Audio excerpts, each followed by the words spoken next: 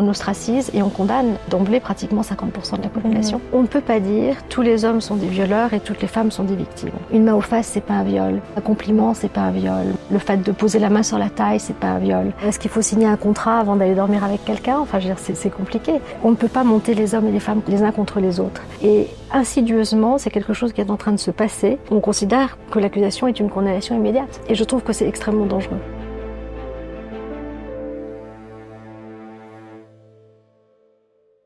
Bonjour Madame Valérie Gans. Bonjour Laetitia. Merci beaucoup d'avoir accepté cette interview pour NTD France. Vous êtes journaliste, romancière, éditrice. Vous venez de publier La question interdite, oui. Un roman qui interroge les dérives de la justice sociale et du mouvement #MeToo à l'ère des réseaux sociaux. Dans ce livre, vous racontez l'histoire de Chirine. C'est une adolescente de 14 ans qui accuse un vidéaste de 40 ans, Adam, d'agression sexuelle. 20 ans plus tard, elle va être rongée par le remords et elle va revenir sur ses affirmations. Elle va déclarer publiquement que l'agression n'a jamais eu lieu. Tout au long du roman, le lecteur va être tenu en haleine par une seule et même question. C'est la fameuse question interdite que vous posez dans votre ouvrage. Est-ce qu'il est possible qu'Adam n'ait jamais agressé cette jeune fille? C'est une question qui est dérangeante, qui est presque taboue en 2025, à l'heure où les mouvements féministes appellent les tribunaux à croire les victimes sur parole. C'est plutôt osé de votre part, je trouve, d'avoir fait de cette question contestataire le cœur de votre roman, surtout au regard de la gravité d'un crime comme le viol. Est-ce qu'on vous a reproché d'avoir mis cette question plutôt taboue au centre de l'ouvrage? 1 million de fois. Absolument. Le livre aurait même pu ne pas être publié à cause de ça, parce que les éditeurs classiques considéraient, mes éditeurs historiques en fait, ont considéré qu'on ne pouvait pas traiter de ce genre de sujet sous cet angle-là. Précisément pour ce que vous dites, c'est qu'en fait la femme est forcément une victime, l'homme est forcément un prédateur, et la victime a toujours raison et on la croit. Et ce livre a essuyé beaucoup de refus, alors que j'avais publié une vingtaine de romans, même plus que 20 avant. Oui. Et c'est là où je me suis dit, vraiment, ça le rendait encore plus important en fait. Il était important de poser ces questions-là. Et c'est de là finalement qu'est née l'idée de créer cette maison d'édition Une autre voix, pour pouvoir faire résonner plein de voix différentes. Et j'ai commencé avec la question interdite. En tout cas, comme bien souvent dans ce genre d'affaires, votre personnage masculin, Adam, va clamer son innocence. Mais il va rapidement être mis au banc de la société, cloué au pilori médiatique, abandonné par tous, même par son épouse, jusqu'à ce qu'il finisse par mettre fin à ses jours. Est-ce que c'est une histoire qui est inspirée de faits réels? Est-ce que vous avez rencontré vous-même des hommes, des cas concrets de personnes qui ont été détruites par des accusations? Ouais, en fait, c'est une agglomération de plein de faits réels. Okay. D'abord les faits réels qu'on a connus et qui ont été médiatisés, et souvent les protagonistes étaient mis, enfin les hommes étaient mis au banc de la société, ils perdaient tout. Je pense à, je sais pas, Kevin Spacey par exemple, qui a été rayé de la série House of Cards. Il a tout perdu, et puis finalement il y a eu des non-lieux 2 ans après. Mais il y avait un décalage en fait entre la justice des réseaux sociaux, entre la justice imminente en fait, et le rythme de la justice classique qui prend son temps parce que ça recherche des preuves et tout ça. Et il y a eu d'autres cas médiatiques, et puis il y a eu plein d'autres cas qui sont arrivés quand j'ai commencé à parler du sujet, en disant voilà, moi j'enquête sur les accusations en fait de violences sexuelles, de harcèlement. Je voudrais savoir comment ça se passe. Et là, j'ai eu l'impression en fait bizarrement de libérer la parole des hommes. On a parlé de la libération de la parole des femmes, mais moi j'ai entendu plein de personnes et plein d'hommes qui disent bah oui, moi ça m'est arrivé. Ou des mères disent c'est arrivé à mon fils de 15 ans qui a dû changer d'école. Et je me suis dit, c'est incroyable parce que c'est vraiment quelque chose qui finalement penche tellement dans un sens qu'on oublie qu'on ostracise et on condamne d'emblée pratiquement 50% de la population. Oui, les études aujourd'hui disent que 5 à 10% des accusations sont mensongères. Vous pensez que ces chiffres ont été faussés justement par l'engrenage dans lequel on est rentré, que vous mentionnez justement ces femmes, ces paroles qui se libèrent? Est-ce que vous pensez que peut-être les études cachent une réalité à laquelle on n'a pas forcément accès? Peut-être qu'il y aurait plus d'hommes qui sont innocents et qui auraient dû être innocentés. Je crois. Et il me semble qu'on a agrandi en fait le sens du terme viol. Le viol est quelque chose de très précis, c'est un crime, c'est condamné par la loi et c'est absolument dégueulasse. Mais une main aux fesses, c'est pas un viol. Mais un compliment, c'est pas un viol. Mais le fait de poser la main sur la taille, c'est pas un viol. Et on peut aussi s'interroger sur toutes ces histoires qui ont duré pendant plusieurs années, des femmes qui ont vécu avec des hommes, des femmes qui alors 30 ans après elles vont dire mais oui mais j'étais sous emprise, etc. Je pense que on manque de précision en fait dans la définition du crime et du coup ça englobe beaucoup de choses et c'est pour ça que on peut considérer que les hommes globalement sont coupables, mais je crois que c'est faux. Et je pense que quand on parle de 5 à 10%, en fait, de quoi parle-t-on ? Oui. Quand on dit 5 à 10% des accusations sont mensongères, par rapport à quoi ? Parfois elles sont peut-être tout à fait mensongères, mais d'autres cas, je pense que c'est peut-être plus nuancé. Peut-être que certaines femmes peuvent être entraînées en fait à dire quelque chose et que finalement ce qu'elles vont dire va s'orienter d'une certaine manière en fonction de la manière dont c'est perçu et en fonction de ce que les personnes ont envie d'entendre.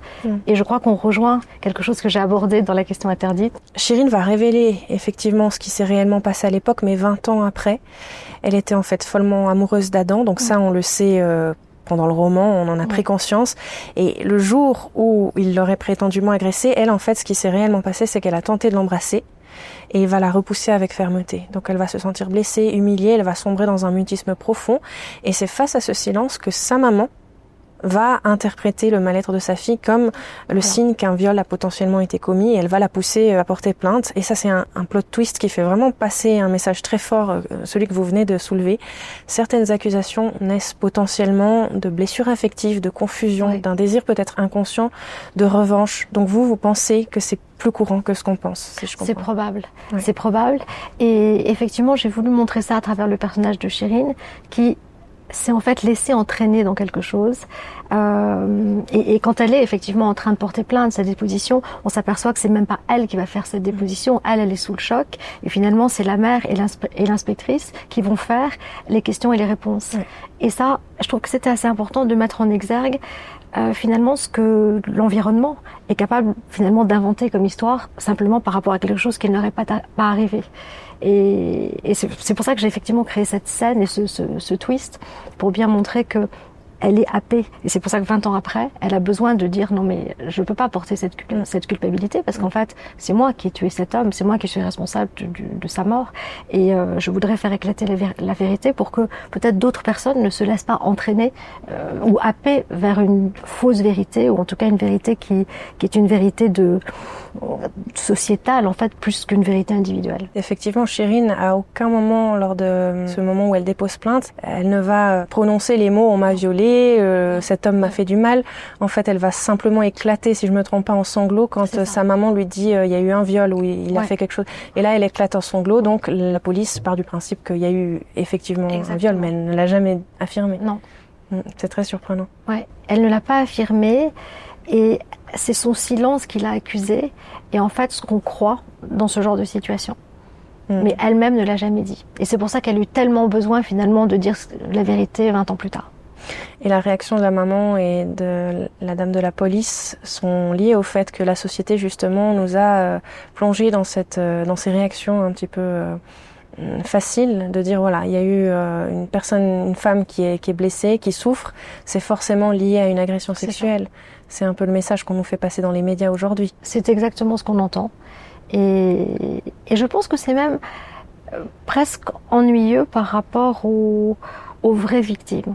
Celles qui vraiment sont violées, et allons plus loin, allons aussi dans des sociétés où c'est des choses ailleurs, où c'est des choses qui se font, où ça se fait dans les familles, où la femme est maltraitée, etc. Je pense que il y a 2 poids 2 mesures et il faut être très très très vigilant. Et c'est embêtant de se laisser entraîner justement vers des accusations semblables dans des cas où c'est pas tout à fait la vérité. Vous venez de parler des vraies victimes. Est-ce que vous n'avez pas eu peur qu'avec le scénario que vous avez proposé, vous renforciez la méfiance envers les victimes, alors même que justement elles peinent parfois à faire reconnaître leurs paroles devant la justice? On sait que la grande partie des plaintes pour viol, pour violences sexuelles sont classées sans suite. Est-ce que vous n'avez pas eu peur justement que le message que vous avez fait passer, quand bien même il est noble et puis c'est une bonne chose pour la parole des hommes, est-ce que vous n'avez pas eu peur qu'on renforce justement la méfiance envers les victimes, les vraies victimes? Alors, c'est une très bonne question. C'était effectivement à double tranchant et j'ai beaucoup pensé, mais je crois que les vraies victimes peuvent faire éclater la vérité. Et je crois que c'est dommage de les noyer dans des fausses considérations. C'est quand je disais tout à l'heure, le viol est quelque chose de très précis, il y a une vraie définition, etc. Et ça, c'est un truc qui doit être puni. Et je pense qu'il faut se concentrer là-dessus. C'est un petit peu dommage de diluer le message. Oui, c'est pas justement à cause de #MeToo et puis de la prolifération de ces plaintes qu'on a de plus en plus de méfiance justement vis-à-vis des plaintes qui sont amenées devant les tribunaux. Ouais. Je crois qu'il y a une dilution et que ça à mon avis, c'est contre-productif pour les vraies victimes et elles, ça les pénalise. Mais ça n'engage que moi, c'est vraiment... Parce que ce qui est intéressant, c'est que vous dédouanez les hommes dans votre ouvrage, mais sans pour autant accuser les femmes. Chérine, elle est vraiment vue comme non pas comme une manipulatrice ou une menteuse malveillante, mais c'est une jeune fille qui est fragile, qui est perdue, qui est amoureuse, qui est prise dans une confusion émotionnelle, et vous montrez qu'elle est elle-même victime d'un engrenage qui est donc dû à ce qui s'est passé auprès de la police, mais également alimenté par les réseaux sociaux, les projections parentales, une société qui est prompte à juger, à incriminer les hommes finalement. Est-ce que c'est important pour vous justement de pas désigner un coupable? En tout cas, c'était important de ne pas genrer un coupable. Oui. Il y a 50% sont des hommes, 50% sont des femmes, enfin de la population mondiale. Alors peut-être que ça change à epsilon%. Et on ne peut pas dire tous les hommes sont des violeurs et toutes les femmes sont des victimes. C'est facile et c'est très très très dangereux. Les hommes et les femmes sont complémentaires. C'est cette complémentarité qui permet à l'espèce de survivre. Enfin, je veux dire, et on ne peut pas monter les hommes et les femmes les uns contre les autres. Et insidieusement, c'est quelque chose qui est en train de se passer. Et je trouve que c'est extrêmement dangereux. Mais c'est très très dangereux de manière macroéconomique. Enfin, je veux dire, et même biologique. Donc, je ne sais même plus quelle était votre question. C'était important pour vous de ne pas désigner un coupable, que ce soit Chérine, que ce soit... Finalement, ils sont tous victimes dans l'histoire. En fait, ils sont tous victimes dans cette histoire. Et ils sont d'ailleurs bizarrement victimes pratiquement de la même manière. Puisque quand Chérine va vouloir faire éclater la vérité, elle va subir en fait la même opprobre et elle sera condamnée de la même manière et aussi vite par les réseaux sociaux qui se comportent comme des tribunaux populaires, là en l'occurrence. Et elle est même à deux doigts de subir le même sort qu'Adam. Et je trouvais que c'était intéressant d'avoir cette espèce de similarité en fait dans la manière dont la société va réagir face à une vérité que la société ne connaît même pas. Et c'est exactement ce qui est en train de se passer aujourd'hui. Je veux dire, par essence, on va dire les femmes sont des victimes, les hommes sont des bourreaux. Ben non, ce serait bien de faire preuve d'un tout petit peu de nuance. Et en fait, c'est ça, on manque beaucoup de nuances aujourd'hui. Et il y a une telle rapidité en fait dans le jugement. Ce qui est très bizarre aujourd'hui avec les réseaux, c'est que une accusation est considérée comme une condamnation. Mais non. Une accusation, c'est une accusation et après on voit si oui ou non la personne doit être condamnée, est-ce qu'elle est coupable ou pas. Mais là aujourd'hui, c'est vraiment, on considère que l'accusation est une condamnation immédiate. Et c'est très très grave. Oui. Et ce qui est intéressant, c'est que Chérine, quand elle va justement essayer de prendre la parole 20 ans plus tard, elle va se faire donc, comme vous le dites, agresser, harceler sur les réseaux sociaux.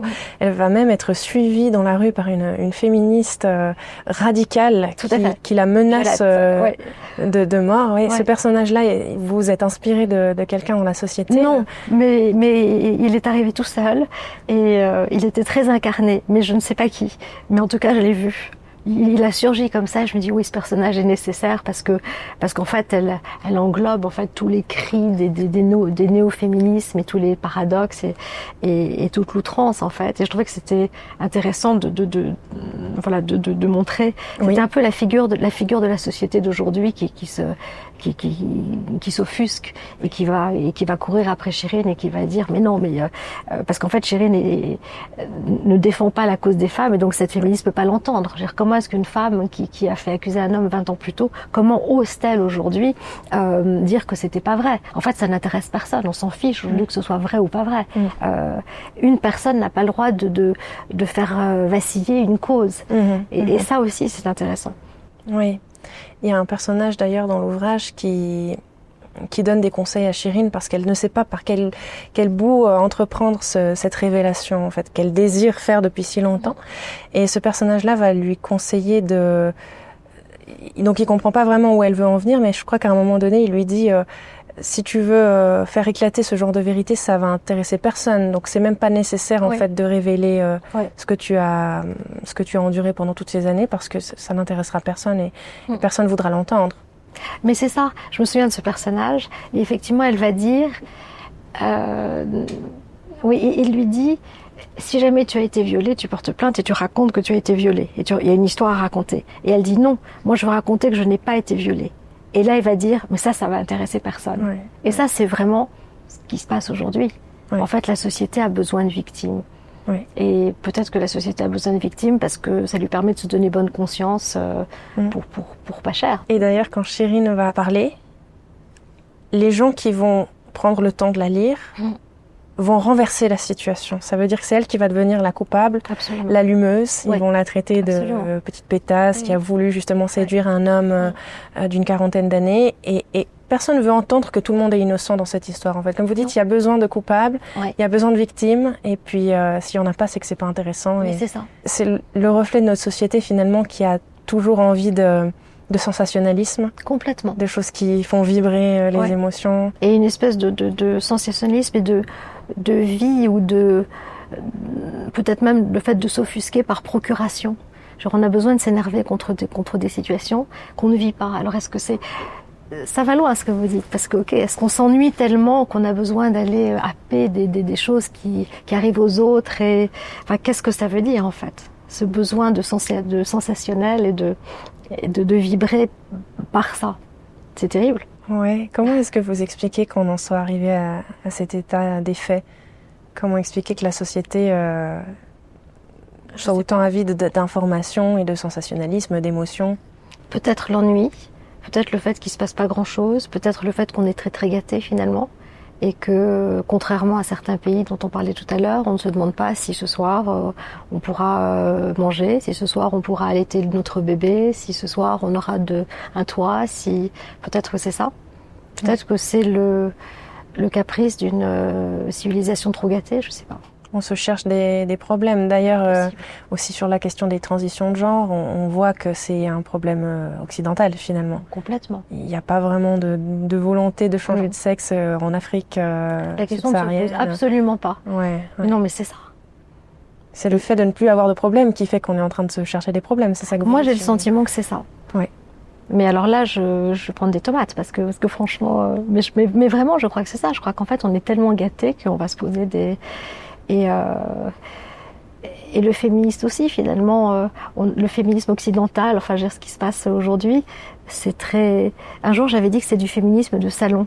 Et évidemment, je vous imaginez ce que j'ai pu entendre. Mais je veux dire, c'est vrai, on va pas prendre cause pour les femmes en Iran, on va pas prendre cause pour les femmes en Afghanistan, on va pas prendre cause pour des femmes en Afrique qui sont des parias parce que elles ont eu des relations forcées avec les membres de leur famille et qu'elles mettent au monde, je sais pas, à 10 ans un enfant. Enfin, on parle pas de ces choses-là, alors que ça, c'est extrêmement grave. Mais oui, on va parler de choses importantes, certes, mais moins. Peut-être qu'on est trop gâtés. C'est aussi pour ça que vous avez créé votre maison d'édition Une autre voix, pour donner la parole justement à des personnes qui pointent du doigt d'autres injustices, des choses qui se passent ailleurs dans le monde. C'était ça. Je voulais vraiment faire résonner toutes les voix et sans juger, mais simplement inciter à la réflexion, inciter au débat, parce que le débat est quelque chose qui est devenu très difficile en fait aujourd'hui. Soit on n'est pas du bon avis, et dans ces cas-là on n'a pas le droit à la parole. Et donc c'est vraiment ce que j'ai voulu faire en créant cette maison d'édition. Et je suis assez contente parce qu'il y a pas mal d'auteurs de bords complètement différents, d'origines différentes, qui ont des histoires différentes à raconter. Et tout ça fait résonner plein de voix différentes et on réfléchit. Et c'est extraordinaire. C'est vraiment une aventure extraordinaire. Et ça a commencé grâce à la question interdite. D'accord. Parce qu'avant ça, vous n'aviez jamais rencontré de problème au sein de la maison d'édition dans laquelle vous publiez pour faire passer des idées qui étaient quand même controversées, ou vous aviez des romans Moi, j'étais calme. D'accord. Non, j'étais très sage avant. C'est vraiment avec la question interdite que vous aviez vu qu'il y avait quelque chose qui bloquait. Non, j'ai commencé à creuser en fait des sujets comme ça, mais c'était très... ça restait sympa, j'ai écrit sur les mères porteuses et je m'interrogeais et comment réagit la femme qui a porté l'enfant par rapport à la famille qui elle a le désir de cet enfant et va accueillir cet enfant. Donc déjà je commençais à m'interroger sur des choses, j'ai pas fini d'ailleurs, mais ça restait très joli. La question interdite, c'est pas joli du tout, parce que là, le sujet est tellement grave qu'en fait, c'était intéressant de faire résonner quelque chose d'un peu brutal, en fait. Bien que les personnages, à mon sens, soient attachants. Enfin, moi, je m'y suis beaucoup attachée. Mais j'étais plus sage avant. Non, maintenant, c'est terrible. Oui, en tout cas, le livre est très poignant et on est accroché jusqu'à la fin parce que c'est vraiment à la fin qu'il y a la révélation, qu'on comprend en fait que Chirine, voilà, ce qui s'est réellement passé. On soupçonne qu'il ne s'est pas passé quelque chose d'aussi grave que ce qu'elle a laissé entendre, enfin ce que sa maman a laissé entendre. Mais c'est vraiment à la fin qu'on découvre qu'en fait, voilà, c'est juste une fille qui était amoureuse, un homme qui avait aussi de l'attirance pour cette jeune fille, mais qui n'a jamais fait quoi que ce soit envers elle. Il n'y a jamais eu un geste déplacé ou, alors il la filmait bien sûr dans son atelier parce qu'il est vidéaste, c'était son travail. Tout à fait. Mais ça n'a jamais été plus loin que le travail, le professionnel. Non. Il l'avait révélé et en plus Chirine avait perdu son père quand elle avait 8 ans, donc on ne peut pas exclure non plus le fait qu'elle ait fait un transfert. Elle avait besoin de ce regard d'homme aussi parce qu'elle n'avait pas eu à la maison. Enfin, il y a tout un tas de choses qui montrent en fait la complexité du personnage et qui ont contribué à la complexité de l'histoire. Et moi, c'est ça qui m'intéressait en fait. C'était effectivement personne n'est noir, personne n'est blanc, tout est très très nuancé. Tout à fait. Et là aussi, Adam est un personnage complexe parce qu'on voit qu'il a quand même une attirance pour la jeune fille. On sait qu'à un moment donné... Alors, une attirance, je ne sais pas si c'est le mot qu'on peut utiliser, mais en tout cas, à un moment donné dans l'histoire, il est invité à partir en voyage avec sa compagne, sa femme, je crois. Ils sont mariés, voilà. Elle lui propose de partir en week-end et lui n'a pas envie, en fait, de manquer le rendez-vous avec Chirine. Il a envie d'aller la filmer. Donc, il y a le doute qui est quand même semé dans votre plume. J'ai essayé, oui. Vous avez essayé de montrer qu'effectivement les personnages ne sont pas tous noirs, tous blancs. Un homme peut effectivement à 40 ans avoir de l'attirance pour une fille plus jeune, mais ça ne veut pas dire que la personne va passer à l'acte, ça ne veut pas dire que c'est quelqu'un de dépravé ou qui va forcément... Non. Et en plus l'attirance n'est pas nécessairement sexuelle. Il peut y avoir une grosse affection, il peut y avoir... Ça aussi, je trouve que la société a tendance à très très vite sexualiser beaucoup de choses. Et de plus en plus jeunes.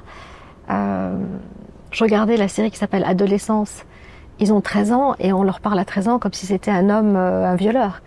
Et c'est incroyable. J'ai l'impression qu'on prive un petit peu les enfants de leur enfance, de leur adolescence, etc. C'est complexe. Donc dans la série, vous dites c'est un homme qui parle à un enfant comme si c'était une adulte, c'est ça que vous dites? C'est une psy, oui. D'accord. En fait, l'enfant est condamné. On pense que l'enfant a tué une jeune fille et il est mis en prison. Et il y a un interrogatoire et il y a un moment, la psy, c'est une psy, oui je crois, lui parle, mais comme si c'était un homme. Il lui parle vraiment de sexe, il parle de trucs vachement techniques. Il a 13 ans. Et ils ont fait un casting formidable parce que ce gamin qui est censé avoir 13 ans a une tête d'enfant, d'une pureté totale. C'est un bébé. Et il y a un vrai décalage en fait. Et c'est pas que dans les séries, j'ai entendu dire récemment, au niveau de l'éducation nationale, on a amené des jeunes de 13 ans à lire des histoires qui éveillent à la découverte de la sexualité, et c'est assez surprenant de voir que c'est la société qui amène ça. Complètement. De même, alors que les questions d'interrogation sur le genre. Oui. Dans les écoles. Oui. Avec les contes pour enfants et... On essaie de, justement, le plus tôt possible d'éveiller à ce genre de questions. Tout à fait. Et après, il se passe des choses comme dans l'ouvrage, et puis on remet la faute sur les adultes. C'est vraiment un cercle vicieux dans lequel on s'est engagé, je pense. Oui. Je crois. Parce que là, l'ouvrage que vous avez écrit s'adresse plutôt à des adultes, pour qui il est peut-être facile d'entendre le message que vous essayez de faire passer. Mais pour les jeunes générations, je crois que c'est difficile aujourd'hui de comprendre qu'on puisse apporter de la mesure dans ce genre de questions. Pour eux, c'est radical en fait. Il y a vraiment cette idée qui est très révolte, qui est très tranchée contre les hommes, liberté sexuelle d'un côté, mais en même temps, il faut pas qu'on touche à mon corps. Enfin, il y a beaucoup de contradictions. Mais c'est très contradictoire d'ailleurs, parce que au moment où justement les jeunes vont s'éveiller à la sexualité et aux sentiments, en fait, comment on fait ? Comment on fait si tout est discutable, si tout est négociable, si précisément on peut rien faire? Est-ce qu'il faut signer un contrat avant d'aller dormir avec quelqu'un? Enfin, je veux dire, c'est compliqué. Et moi, je m'interroge sur les mères de garçons. Comment élève-t-on un garçon aujourd'hui? Oui. C'est compliqué, c'est vraiment... Et les enfants ne devraient pas vraiment être confrontés à ce genre de questionnement. Enfin, je veux dire, il y a quand même quelque chose qui est assez naturel. Et oui, effectivement, vous avez raison, ils sont très très radicaux par rapport à ça. Moi, j'étais avec des amis, il y avait plein de jeunes adultes, et effectivement, la fille qui devait avoir 16 ans ou 17 ans était très radicale.